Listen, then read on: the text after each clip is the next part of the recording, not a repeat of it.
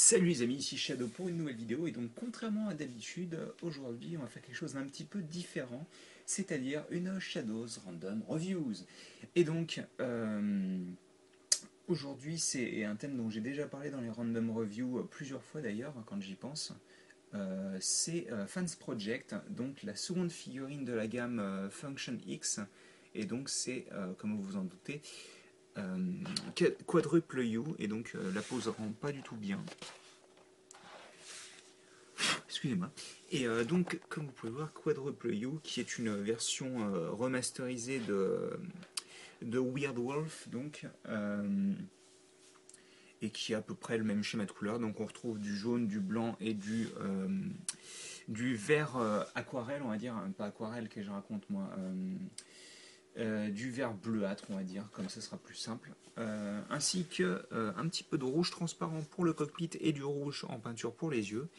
Et donc on a un mode qui rend plutôt pas mal, qui est assez articulé étant donné que vous avez donc un ball joint au niveau des pattes avant. Vous avez donc la possibilité de tourner la patte et de la plier, ainsi que de bouger la main, quoi, je suppose. Pareil de l'autre côté, bien entendu. La tête peut aller de bas, comme ceci, en haut, jusqu'ici, tout simplement. La bouche se referme, bien sûr. Et pour les pattes arrière, parce qu'il n'y a pas d'articulation au niveau de la queue, c'est une pièce complète. Vous avez donc un ball joint au niveau, enfin une rotule si vous préférez, donc au niveau de la jambe en elle-même. Vous avez ce joint-là donc qui est principalement utilisé pour la transformation, mais qui peut servir. Et vous avez une rotule ici aussi, ainsi qu'un pivot, pareil pour la papate.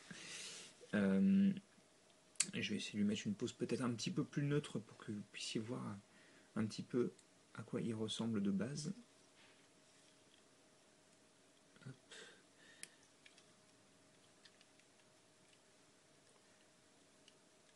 Et donc on a comme ceci Weird Wolf. Sachant que comme pour Code, dans le mode véhicule, on avait comment il s'appelle, je sais plus. Enfin, on avait le petit partenaire Headmaster qui venait se mettre à l'intérieur du cockpit. Là, vous avez en fait ici, à cet endroit-là, le cockpit qui s'ouvre comme ceci et la petite pièce verte aussi qui se soulève en fait comme ceci. Et vous pouvez y retirer le pilote. Alors, ça a une autre fonction, bon, autre que la transformation, c'est que grâce à ça, vous pouvez tricher un petit peu et lui offrir un peu plus d'articulation au niveau du cou, même si ça a tendance à rendre un peu bizarre. Ça vous permet de faire en sorte que, vous savez, il hurle à la nuit, on le pose comme ceci. Enfin voilà, vous avez compris quoi. Euh, et donc, je trouve que c'est plutôt cool. Et alors, on va faire rapidement une petite comparaison entre les deux Handmaster. En gros, comme vous pouvez voir, ils sont à peu près de la même taille. Je crois que, si je dis pas de bêtises, Code est un peu plus grand. Hop.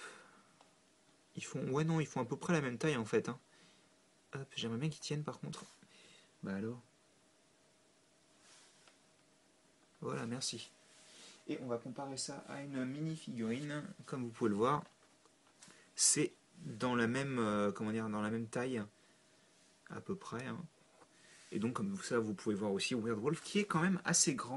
Il est beaucoup plus grand que le mode véhicule de Code, étant donné que Code se condensait pas mal. Là, en fait, c'est juste du mouvement de pièces, quoi, principalement. Donc, on va retirer ça. Pour rappel, la transformation on verra ça après, je le ferai. D'abord, je transforme le corps et ensuite, vous verrez les têtes. Donc, la transformation est assez intéressante.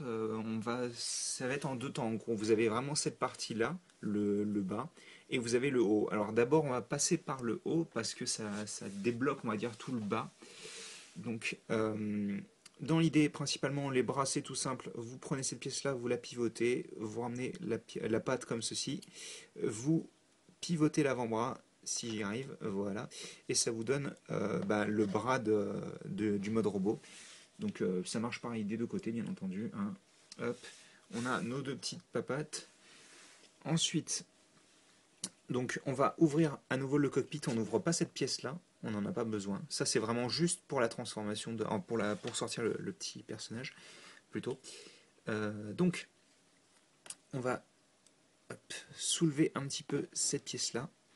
Ensuite, on va prendre l'entièreté du cou et le ramener comme ceci pour le moment. On va prendre ensuite les deux parties jaunes que vous voyez là, elles sont sous forme d'accordéon en gros dans l'idée. Hop, comme ceci.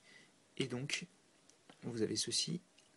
Vous allez pouvoir fixer. Alors, il était attaché là en mode animal et là, il va être attaché là en mode robot. Donc, ce qui va permettre, voilà. Ensuite, cette pièce-là, vous la baissez. Vous refermez cette pièce-là et vous ramenez la tête de loup dessus. Comme ça la bloque pas en place, mais au moins, ça maintient le tout un peu mieux, quoi. Ensuite, vous prenez donc les bras. Ouais, on va les laisser comme ça en avant, comme ça nous permettra d'avoir un peu de place. Donc ensuite, on va partir sur les jambes. On pivote à 90 degrés pour avoir la partie à l'avant. On vient séparer les deux pièces ici. Hop. Vous allez comprendre un peu mieux comment ça fonctionne. Vous séparez donc ce qui va devenir l'épée. Et ensuite, c'est parti pour les jambes. Donc, on pivote pour avoir le jaune à l'extérieur. Ensuite, on prend la pièce jaune et on la met en sandwich avec le reste, hop, comme ceci. On va venir pivoter la patte de manière à ce qu'elle soit le long du reste de la jambe, quoi. Et on prend le tout, on pivote à 180 degrés. Et en fait, si vous voulez, les deux petits tenons qui sont placés là, ils vont venir maintenir en place, on va dire, la patte. Et ça, vous l'utiliserez comme garde au niveau du genou, quoi. Donc pareil de l'autre côté, on pivote pour le jaune, soit l'extérieur, on collapse, hop. Et donc, hop, on a nos deux jambes complètes. Et donc, en gros, on a notre personnage complet, si ce n'est qu'il n'a pas de tête. Hop. Voilà. Et donc, on a ceci. Bien entendu, vous pouvez lui donner son arme dans sa main. On en reparlera après de ça. Et enfin, la transformation donc du Headmaster, elle est assez simple. Elle fonctionne comme celle de Code, sauf que donc principalement déjà, vous voyez cette petite pièce rouge transparente et grise. Vous allez la tirer, vous voyez, elle est sur un joint coulissant. Hop, vous la tirez, vous la sortez du chemin, quoi. Vous pouvez voir que contrairement à Code, les yeux du personnage ne sont pas cachés, mais de toute manière, ils sont cachés par le viseur, donc ça ne change rien, quasiment. Donc on va pivoter les hanches vers l'avant, on va lui faire plier les genoux comme ceci, comme pour Code, et ensuite on va prendre la visière et on va faire en sorte qu'elle soit bien placée sur les yeux, donc de manière à avoir cette tête qui est vraiment très très jolie avec les yeux qui ressortent et tout. Elle rend vraiment très bien, elle est plus propre que celle de Code selon moi parce qu'il y a moins de couleurs. Et donc vous l'installez sur le corps de la même manière que Code. Et vous avez Quadruple U ou comme vous préférez Weird Wolf en mode robot complet. Et donc je me suis rapidement permis de transformer la tête pour pouvoir la placer sur Code pour faire une rapide comparaison de taille. Hop. Alors attendez. Il n'est pas super stable quand il n'est pas bien placé, voilà. Et donc comme vous pouvez le voir, bah, ils sont de la même taille en fait, hein, dans l'idée. C'est-à-dire que vous n'avez vraiment pas de grosses différences. Il est un tout petit peu plus bas au niveau des épaules, mais c'est vraiment le même volume, quoi. Et bien entendu, vu que ce sont des Headmasters, ils sont compatibles. Et vous pouvez donc prendre les têtes. Donc, comparaison quand même rapide. Celle-ci est plus petite encore une fois que celle-ci. Hein. Et vous pouvez bien entendu les échanger. Et je viens de faire tomber le pauvre Code. Donc, comme ceci. Voilà. Bon, c'est toujours sympa d'avoir la possibilité de les échanger, quoi. Après, c'est vrai que en général, je vais plutôt, perso, les laisser à leurs personnages respectifs. C'est logique, mais bon, c'est quand même sympa que tous soient, soient fabriqués de la même manière, ce qui fait qu'on puisse les échanger les uns les autres, parce que c'est quand même, c'était quand même la grosse fonctionnalité des Headmasters à leur époque, quoi. Donc je me permets de retirer celui-ci et vous allez avoir donc une petite énumération des articulations. Donc vous pouvez bien entendu pivoter la tête, même si elle n'est pas ultra solide vu que c'est un robot quand même. Hein. Et vous pouvez la ramener un petit peu vers l'avant comme avec Code. Au niveau de l'épaule, vous avez un bojon qui va comme ceci, sauf que cette fois-ci ils ont prévu le coup. Hop, en fait vous pouvez l'écarter jusque là, étant donné qu'il y a un petit pivot à l'intérieur de l'épaule qui vous permet d'étendre le bras plus loin. Vous avez, alors moi ça c'est mon gros problème, c'est moins de 90 degrés au niveau du coude. Ça c'est vraiment quelque chose que j'aime pas du tout. Parce que bon, c'est un épéiste, donc il est censé pouvoir avoir pas mal d'articulations. Euh, Vous pouvez pivoter, bien entendu, le bras au-dessus, mais aussi en dessous, ce qui va faire office de pivot de la main, quoi, en gros. Vous avez, ce qui est plutôt logique, une articulation au niveau du tibia, des hanches, pardon. Un ball joint au niveau des jambes, donc qui monte et qui descend, aucun problème, qui va seulement s'écarter de ça. C'est pas énorme, je sais. Là, ça me gêne un petit peu moins, je sais pas pourquoi, mais on arrive toujours à faire des pauses dynamiques avec lui. Bien entendu, ça pivote comme ceci, hein. Et pour le genou, vous avez ceci, un petit peu plus de 90 degrés. Vous pouvez tricher un petit peu normalement, si je dis pas de bêtises, et le ramener comme ceci. Si vous écartez en fait la jambe un petit peu, vous pouvez avoir plus d'articulation. Le pied ne bouge quasiment pas en gros, hein, dans l'idée. On a juste, hop, je vais vous le montrer quand j'arrive. Voilà. On a juste un petit peu de mouvement comme ceci, mais sinon c'est vraiment pas du mouvement utile, quoi. Et je pense que c'est tout. Donc on va lui mettre une petite pause, je pense. Et je peux rapidement vous parler du fait que les couleurs qui apparaissent, c'est un petit peu plus de rouge principalement. Vous avez cette petite teinte gris foncé ici, mais sinon au final il n'y a pas grand chose de nouveau. Vous avez ici quand même, j'ai pas parlé, ces petits pores comme ceci, il y en a un sur chaque épaule et vous en avez aussi un sur chaque hanche. Et ils sont difficiles à sortir. Alors attendez, est-ce que je peux, sans m'exploser les doigts, voilà, donc vous en avez un comme ceci sur l'épaule qui vous permet, alors, hop, bien entendu, il y a Skype qui se met en route et qui bugle. Alors vous pouvez donc prendre l'épée et l'attacher sur son épaule, comme ceci. Ce qui rendrait mieux s'il en avait deux, mais bon, le loup n'ayant pas de queue, voilà quoi, ça ne marcherait pas. Et vous pouvez bien entendu la fixer sur sa jambe, sa cuisse plutôt, je devrais dire, ce qui rend plutôt bien, même si c'est directement à l'horizontale, quoi. C'est pas parfait, mais c'est plutôt cool d'avoir un rangement de l'arme qui est plus propre que celui de Code, parce que c'est vrai que Code c'est juste derrière ses bras, et c'est pas forcément super joli, donc je vais peut-être lui mettre une petite pause quand même. Est-ce que je peux mettre une pause cool? Parce que j'ai pas réfléchi à la pause, je vous avouerai.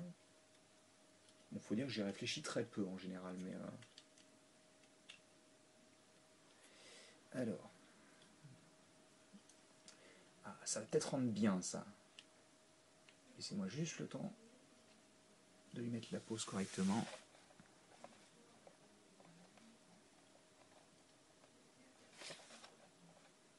Alors, est-ce qu'il veut bien tenir ou est-ce qu'il veut pas tenir?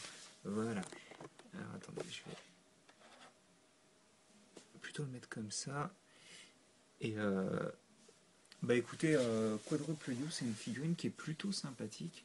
Ne serait-ce que pour sa transformation qui est assez intéressante, même si elle reprend quand même quelques mécaniques de notre ami Voyager Predaking, donc de la série Beast Hunters, dans une version un peu plus complexe quand même, je dirais, vu que toute la partie basse est constituée des jambes. Ceci dit, la figurine en elle-même est pas mal du tout. Les couleurs rendent bien, même si elles sont différentes de celles de la figurine originale.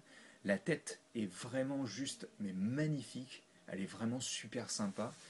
Et les deux modes sont plutôt cool, quoi. Alors franchement, si vous aimez le design et que vous n'avez pas trop de problèmes avec le manque léger d'articulation, on va dire, je vous conseille d'y jeter un coup d'œil si une personne que vous connaissez la possède, ou si vous avez la possibilité de la prendre.